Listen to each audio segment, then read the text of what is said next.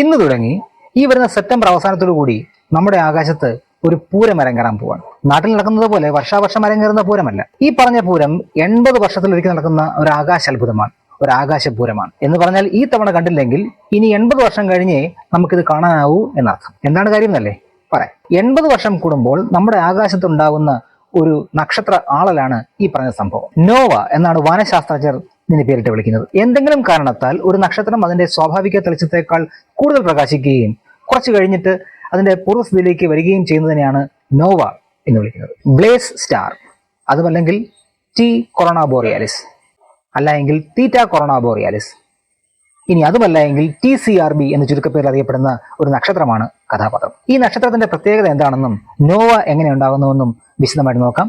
നമസ്കാരം, ചെറുതല്ല കാര്യത്തിന്റെ പുതിയ വീഡിയോയിലേക്ക് എല്ലാവർക്കും സ്വാഗതം.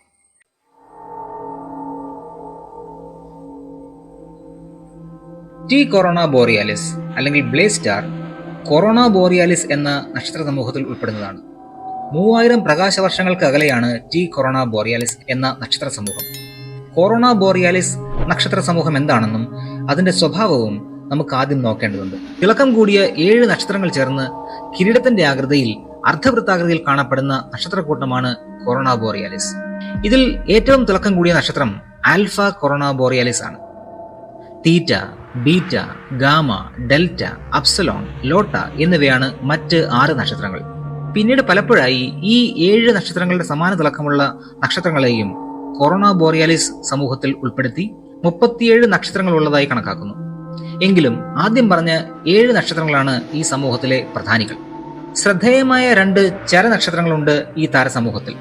ടി കൊറോണ ബോറിയാലിസ് അല്ലെങ്കിൽ തീറ്റ കൊറോണ ബോറിയാലിസ് എന്നാണ് ഇതിന്റെ പേര്. ഇത് ഒരു കാറ്റാക്ലിസ്മിക് ചരനക്ഷത്രമാണ്. ബ്ലേസ് സ്റ്റാർ എന്നും ഇതറിയപ്പെടുന്നു. ഭൂമിയിൽ നിന്ന് നോക്കുമ്പോൾ ചിലപ്പോൾ ചില നക്ഷത്രങ്ങൾക്ക് തിളക്കം കൂടുന്നതായും കുറയുന്നതായും കാണാം. പ്രകാശത്തിന്റെ ഏറ്റക്കുറച്ചിൽ വരുന്ന ഇത്തരം നക്ഷത്രങ്ങളാണ് ചരനക്ഷത്രങ്ങൾ അല്ലെങ്കിൽ വേരിയബിൾ സ്റ്റാർസ്.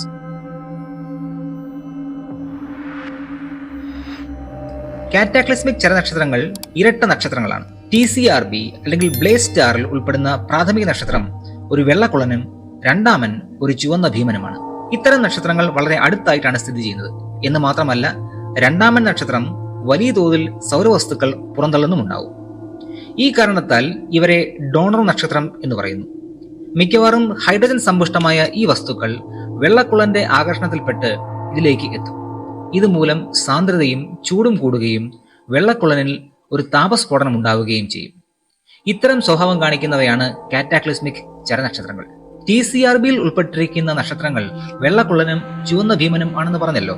നക്ഷത്രത്തിന്റെ അന്ത്യഘട്ടത്തിലുള്ള പല അവസ്ഥകളാണ് ഈ പേരുകൾക്ക് കാരണം. ഇവ എന്താണെന്ന് കൂടി ചുരുക്കമായിട്ട് പറഞ്ഞിട്ട് നമുക്ക് കാര്യത്തിലേക്ക് വരാം.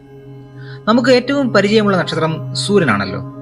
സൂര്യന്റെ ജ്വലനത്തിന് പിന്നിൽ ന്യൂക്ലിയർ ഫ്യൂഷൻ എന്ന തത്വമാണ് എന്ന് നിങ്ങൾ കേട്ടിരിക്കും. ഹൈഡ്രജൻ ആറ്റങ്ങൾ, അതായത് ഡ്യൂട്ടീരിയം, ട്രിഷ്യം എന്ന ഹൈഡ്രജൻ ഐസോട്ടോപ്പുകൾ ചേർന്ന് ഹീലിയം ആയി മാറുമ്പോൾ ഉണ്ടാവുന്ന ഊർജ്ജമാണ് സൂര്യന്റെ ചൂടിനും വെളിച്ചത്തിനും പിന്നിൽ. രാത്രിയിലെ ആകാശത്തിൽ നമ്മൾ കാണുന്ന എല്ലാ നക്ഷത്രങ്ങളുടെയും പ്രകാശത്തിന് പിന്നിലെ ശാസ്ത്രം ഇതാണ്. ഹൈഡ്രജൻ മുഴുവനും ഹീലിയമായി മാറിക്കഴിയുന്നതോടെ നക്ഷത്രം മരണത്തിലേക്ക് അടുക്കും. ഇതോടെ നക്ഷത്ര കേന്ദ്രം സങ്കോചിക്കാൻ തുടങ്ങുകയും അതിന്റെ ഫലമായി താപവും മർദ്ദവും കൂടുകയും ചെയ്യും. ഇത് കാരണം നക്ഷത്രത്തിന്റെ പുറംപാളി വികസിക്കാൻ തുടങ്ങുകയും അതിന്റെ വലിപ്പം യഥാർത്ഥത്തിൽ ഉണ്ടായിരുന്നതിനേക്കാൾ വർദ്ധിക്കുകയും ചെയ്യും. ന്യൂക്ലിയർ ഫ്യൂഷൻ നടക്കുന്നത് കേന്ദ്രഭാഗത്തായതിനാൽ പുറംപാളി താരതമ്യേന തണുത്ത കനൽ പോലെ കാണപ്പെടും. ഇതാണ് ചുവന്ന ഭീമൻ എന്ന അവസ്ഥ. പക്ഷേ നക്ഷത്ര കേന്ദ്രത്തിൽ ഇപ്പോഴും ഹീലിയം ഫ്യൂഷൻ നടക്കുന്നുണ്ട് കേട്ടോ. ഇതിന്റെ ഫലമായി കാർബൺ ഉണ്ടാവുകയും ചെയ്യും. മിക്കവാറും ചുവന്ന ഭീമന്മാർ നേരത്തെ പറഞ്ഞ സങ്കോച വികാസം കാരണം അസ്ഥിരമാവുകയും ഇടയ്ക്ക് നക്ഷത്ര പദാർത്ഥങ്ങൾ അന്തരീക്ഷത്തിലേക്ക് പുറന്തള്ളുകയും ചെയ്യും. അവസാനം പുറംപാളി പൊട്ടിത്തെറിച്ച് നക്ഷത്ര പദാർത്ഥങ്ങളും പൊടിപടലങ്ങളും പടർത്തി ഇവർ ഒരു നെബുല ആയി മാറുകയും ചെയ്യും. അവശേഷിക്കുന്ന കേന്ദ്രഭാഗം ഒരു വെള്ളക്കുള്ളൻ ആയി മാറുന്നു. നമ്മുടെ സൂര്യനും സൂര്യന്റെ അതേ പിണ്ഡമുള്ള മറ്റ് നക്ഷത്രങ്ങൾക്കും സംഭവിക്കാൻ പോകുന്നതും ഇത് തന്നെയാണ് കേട്ടോ. എന്നാൽ ഏതു തരം നക്ഷത്രങ്ങളാണ്, അതായത് എത്രമാത്രം പിണ്ഡമുള്ള നക്ഷത്രങ്ങളാണ് വെള്ളക്കുള്ളനാവുക എന്ന ചോദ്യത്തിന് ഉത്തരം കൊടുത്തത് ഒരു ഇന്ത്യൻ ശാസ്ത്രജ്ഞനാണ്. ബ്രിട്ടീഷ് ഇന്ത്യയിൽ ഇന്ന് പാകിസ്ഥാന്റെ ഭാഗമായ ലാഹോറിലെ ഒരു തമിഴ് കുടുംബത്തിൽ ജനിച്ച സുബ്രഹ്മണ്യൻ ചന്ദ്രശേഖർ ആണ് അദ്ദേഹം. 1.4 സൗരപിണ്ഡം വരെയുള്ള നക്ഷത്രങ്ങൾ വെള്ളക്കുള്ളന്മാരായി മാറും എന്ന് അദ്ദേഹം കണ്ടുപിടിച്ചു. 1.4 സോളാർ മാസ് എന്ന ഈ സംഖ്യ അറിയപ്പെടുന്നത് ചന്ദ്രശേഖർ ലിമിറ്റ് അല്ലെങ്കിൽ ചന്ദ്രശേഖർ സീമ എന്നാണ്. അതായത് ഒരു നക്ഷത്രം വെള്ളക്കുള്ളനായി മാറാനുള്ള ഉയർന്ന ദ്രവ്യമാന പരിധിയാണ് ചന്ദ്രശേഖർ സീമ. സൂര്യന്റെ പിണ്ഡത്തിന്റെ 1.4 മടങ്ങ് വരെ പിണ്ഡമുള്ള നക്ഷത്രങ്ങൾ സ്വയം കത്തിയെരിഞ്ഞ് അവസാനം വെള്ളക്കുള്ളന്മാരായി മാറും എന്നാണ് ഈ പരിധി കൊണ്ട് അർത്ഥമാക്കുന്നത്. എന്നാൽ കേന്ദ്രത്തിൽ കാർബൺ ഫ്യൂഷൻ തുടർന്നുകൊണ്ടിരിക്കും. ഇത് കൂടുതൽ സാന്ദ്രതയുള്ള ഓക്സിജൻ, അതിനുശേഷം നിയോൺ, തുടർന്ന് മഗ്നീഷ്യം എന്നിങ്ങനെ ഉണ്ടായിക്കൊണ്ടിരിക്കും. വളരെയധികം പിണ്ഡമുള്ള നക്ഷത്രങ്ങളിൽ ഈ ചെയിൻ റിയാക്ഷൻ സിലിക്കണും അവസാനം ഇരുമ്പും ഉണ്ടാകുന്നതുവരെ എത്തും.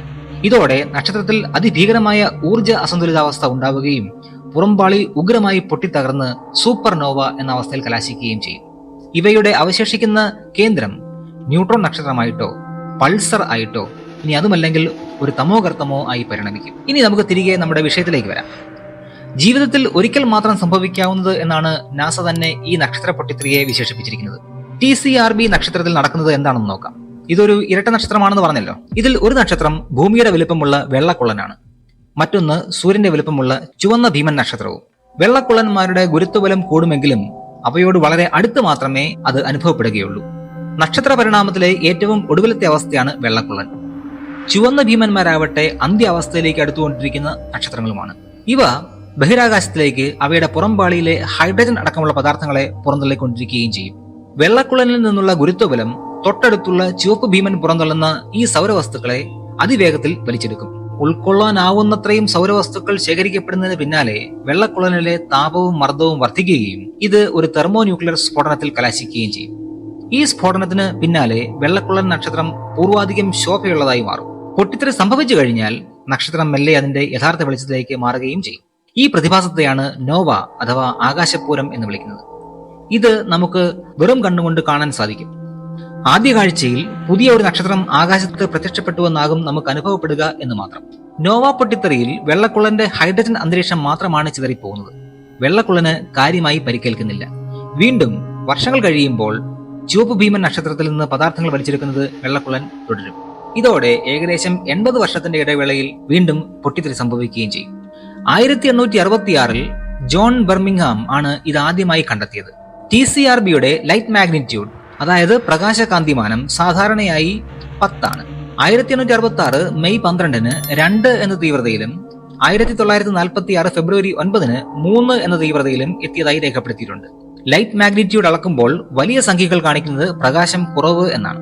2016 മുതൽ ഇങ്ങോട്ട് നോക്കുമ്പോൾ ഈ നക്ഷത്രത്തിന്റെ പ്രകാശ തീവ്രതയിൽ വലിയ മാറ്റം ഇല്ലാതെയാണ് ഇരിക്കുന്നത്. എന്നാൽ 2023 മുതൽ അല്പം കുറഞ്ഞതായി കാണപ്പെടുന്നു. സാധാരണയിലും മങ്ങിയാണ് ഇപ്പോൾ ഈ നക്ഷത്രം കാണപ്പെടുന്നത്. 1946-ലെ പൊട്ടിത്തെറി ഉണ്ടാകുന്നതിന് മുമ്പ് 1938-ലും സമാന രീതിയിൽ ഒരു മങ്ങൽ അല്ലെങ്കിൽ തിളക്കക്കുറവ് TCRB കാണിച്ചിരുന്നു. അങ്ങനെയാണെങ്കിൽ ഈ വർഷം, അതായത് 2024 ഓഗസ്റ്റ് മാസത്തോടെ വീണ്ടും ഒരു സ്ഫോടനം ഈ നക്ഷത്രത്തിന് സംഭവിക്കും എന്നാണ് ശാസ്ത്രജ്ഞർ പ്രതീക്ഷിക്കുന്നത്. ഈ ചക്രം ആവർത്തിക്കുകയാണെങ്കിൽ ഇനി ഒരു 80 വർഷത്തിന് ശേഷം മാത്രമേ ബ്ലേസ് സ്റ്റാറിൽ അടുത്ത നോവ ഉണ്ടാകാൻ സാധ്യതയുള്ളൂ. ഗവേഷകരുടെ കണക്ക് പ്രകാരം സമയത്തിൽ അല്പസ്വല്പം മാറ്റമുണ്ടായിരുന്നാലും ഈ വരുന്ന ഓഗസ്റ്റ് അല്ലെങ്കിൽ സെപ്റ്റംബറോടുകൂടി നമുക്കെല്ലാം കാണാവുന്ന തരത്തിൽ ആകാശത്ത് ഈ പൊട്ടിത്തെറി സംഭവിക്കുമെന്നാണ്. ശാസ്ത്ര സമൂഹത്തിന് വിലപ്പെട്ട വിവരങ്ങൾ കിട്ടാനുള്ള ഒരു അസുലഭ മുഹൂർത്തമായിട്ടും അവരിതിനെ കാണുന്നുണ്ട്. നമ്മൾ വസിക്കുന്നത് ഇന്ത്യയിലാണ്, കേരളത്തിലാണ്. ഈ ഭാഗങ്ങളിൽ വസിക്കുന്ന നമുക്കും ഈ ആകാശ ഉത്സവം അല്ലെങ്കിൽ ആകാശപൂരം കാണാനുള്ള അവസരമുണ്ടാവും. കേരളത്തിൽ നിന്ന് നോക്കുമ്പോൾ വടക്ക് ദിശയിലായിട്ടാണ് കൊറോണ ബോറിയലസിന്റെ സ്ഥാനം. വടക്ക് ദിശയിലേക്ക് തിരിഞ്ഞ് തലയുയർത്തി നേരെ മുകളിലേക്ക് നോക്കിയാലാണ് ഈ നക്ഷത്രത്തിന്റെ സ്ഥാനം നമുക്ക് തിട്ടപ്പെടുത്താനാവുക. തെളിഞ്ഞ ആകാശമാണെങ്കിൽ ഇപ്പോഴും നമുക്ക് കൊറോണ ബോറിയലസിനെ കാണാൻ സാധിക്കും. ഏതെങ്കിലും സ്കൈ ആപ്പുകൾ ഉപയോഗിക്കുകയാണെങ്കിൽ ഈ നക്ഷത്രത്തിന്റെ സ്ഥാനം നമുക്ക് അല്പം കൂടി എളുപ്പത്തിൽ തിട്ടപ്പെടുത്താൻ പറ്റും. ഒരാഴ്ചയോളം പുതിയ ഒരു നക്ഷത്രത്തിന്റെ രൂപത്തിൽ നമുക്ക് ഈ നോവ ആകാശത്ത് കാണാൻ സാധിക്കുമെന്ന് പറയുന്നു. തെളിഞ്ഞ ആകാശമാണെങ്കിൽ, സാഹചര്യം അനുവദിക്കുന്നെങ്കിൽ നിങ്ങളും ഒന്ന് കാണാൻ ശ്രമിക്കുക. 80 വർഷത്തിലൊരിക്കൽ നടക്കുന്ന ഈ ആകാശ അത്ഭുതം കാണാൻ. മറ്റൊരു വിഷയമായിട്ട് അടുത്ത വീഡിയോയിൽ നമുക്ക് വീണ്ടും കാണാം.